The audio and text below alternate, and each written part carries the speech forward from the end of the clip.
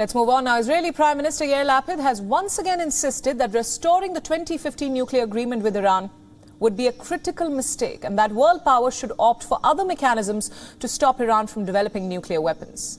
He made the statement during a joint briefing with the German Chancellor Olaf Scholz on Monday. Lapid, who met Scholz as part of a diplomatic trip to Berlin, warned that a nuclear Iran will destabilize the entire West Asia region.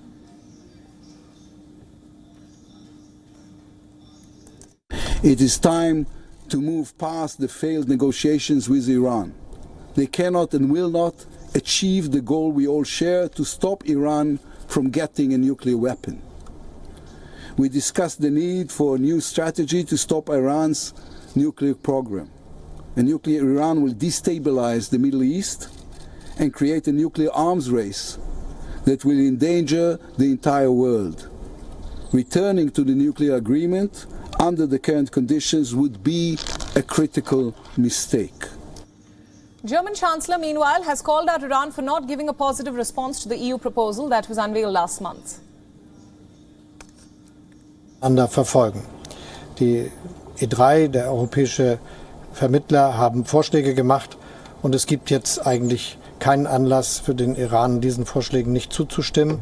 Aber man muss zur Kenntnis nehmen, dass das nicht der Fall ist. Deshalb wird es jetzt auch in der nächsten Zeit sicherlich nicht passieren, obwohl es eine Zeit lang danach aussah.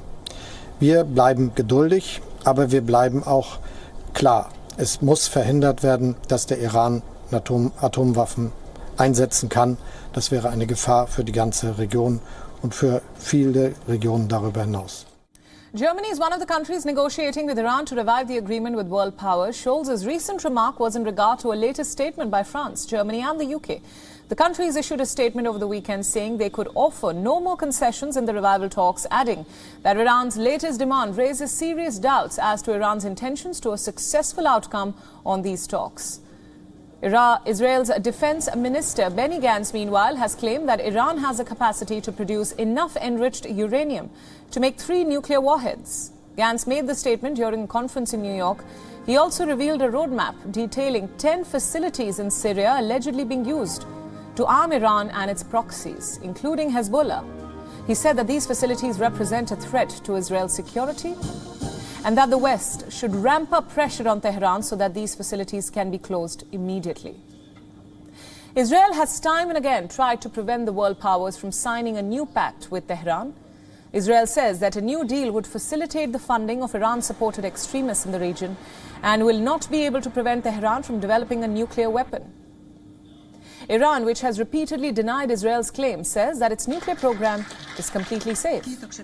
Tehran has also said that it is now ready to cooperate with the UN nuclear watchdog, the IAEA, for a probe on the Iranian sites over traces of uranium particles.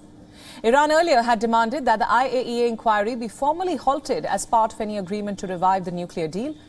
Iran signed this deal, formerly known as the Joint Comprehensive Plan of Action, or the JCPOA, with the United States, China, Russia, Britain, France and Germany in 2015.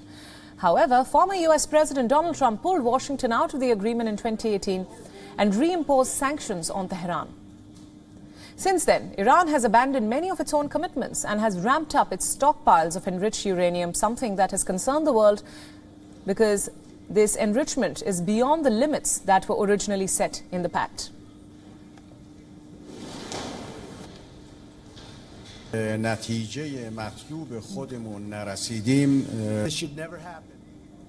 WION World is now available in your country. Download the app now and get all the news updates on the move.